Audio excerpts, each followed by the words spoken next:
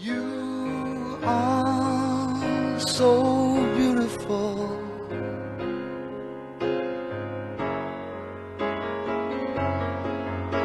To me. I believe I can guess your thoughts at this moment. I should imagine not. You are thinking how insupportable it would be to spend many evenings in such tedious company. No, indeed. My mind was more agreeably engaged. I've been meditating on the very great pleasure which a pair of fine eyes in the face of a pretty woman can bestow. And may one dare ask, whose are the eyes that inspired these reflections? Miss Elizabeth Bennet's.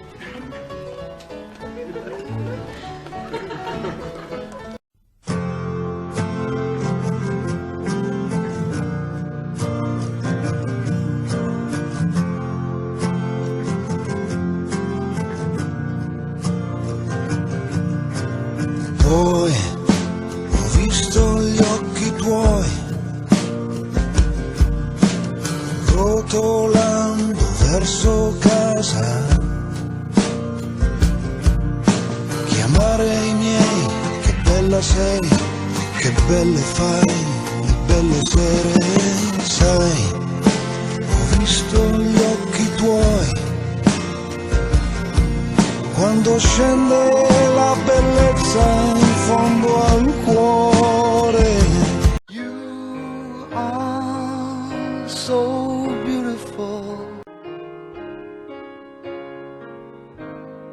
You are so beautiful.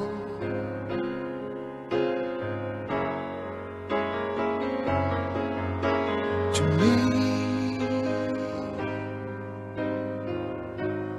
You are so beautiful.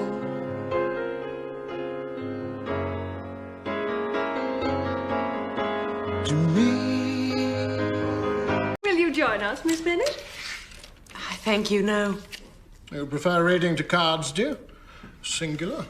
Miss Bennet despises cards. She's a great reader and has no pleasure in anything else. I deserve neither such praise nor such censure. I am not a great reader and take pleasure in many things. And what do you do so secretly, sir? There's no secret. I'm writing to my sister. Oh, dear Georgiana. Oh, how I long to see her. Is she much grown since the spring? Is she as tall as me? She's now about Miss Elizabeth Bennet's height, or a little taller. And so accomplished. Her performance at the pianoforte is exquisite. Do you play, Miss Bennet? Aye, but very ill indeed. But all young ladies are accomplished. They sing, they draw, they dance, speak French and German, cover screens and I know not what. There are not half a dozen who would satisfy my notion of an accomplished woman. Oh, certainly. No woman can be really esteemed accomplished who does not also possess a certain something in her air, in the manner of walking, in the tone of her voice, her address and expressions. And to all this, she must yet add something more substantial. In the improvement of her mind by extensive reading. I want to see you under the makeup. You are so beautiful.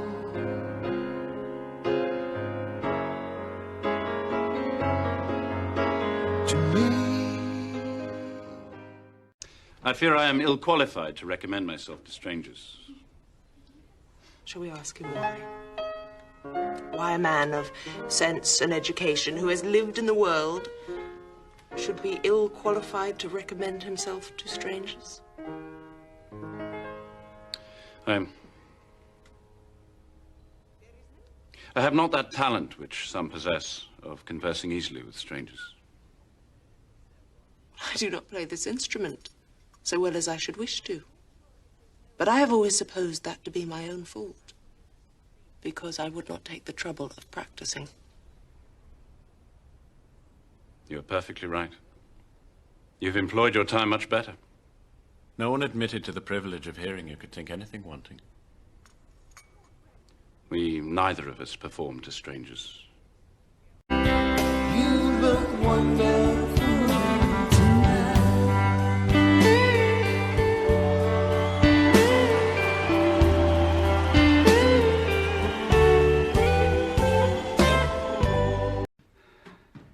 In vain I have struggled. It will not do.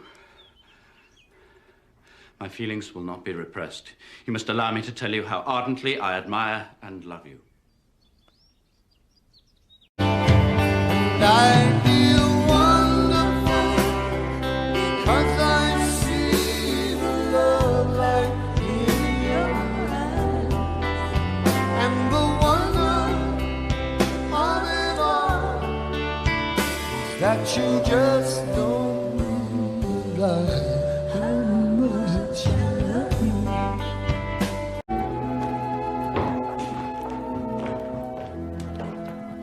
How very ill Eliza Bennet looked this evening.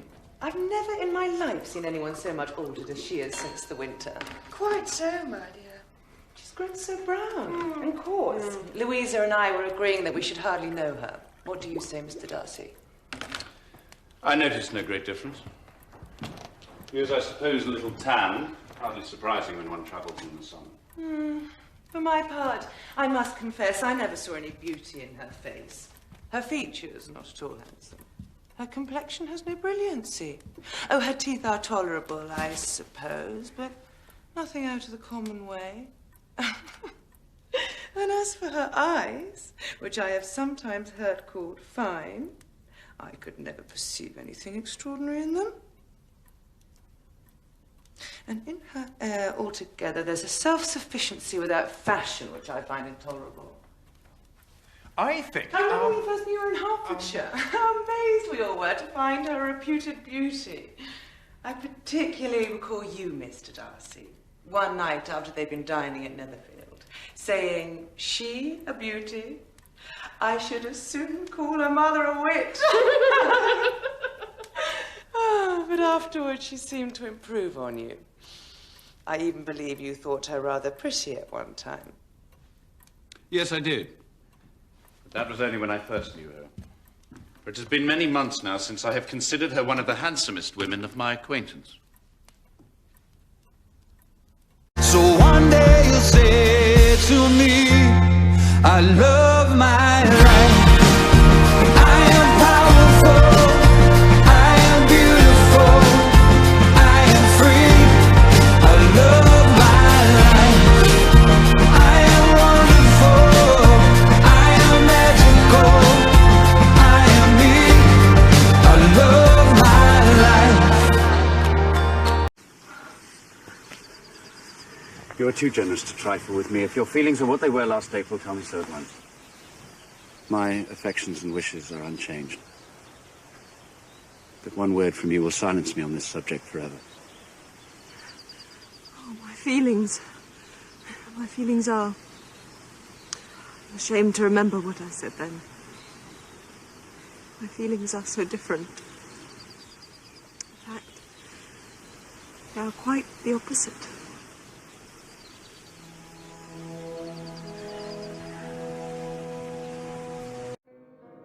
You are so beautiful.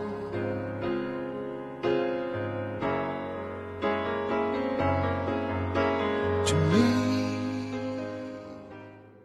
you are so beautiful.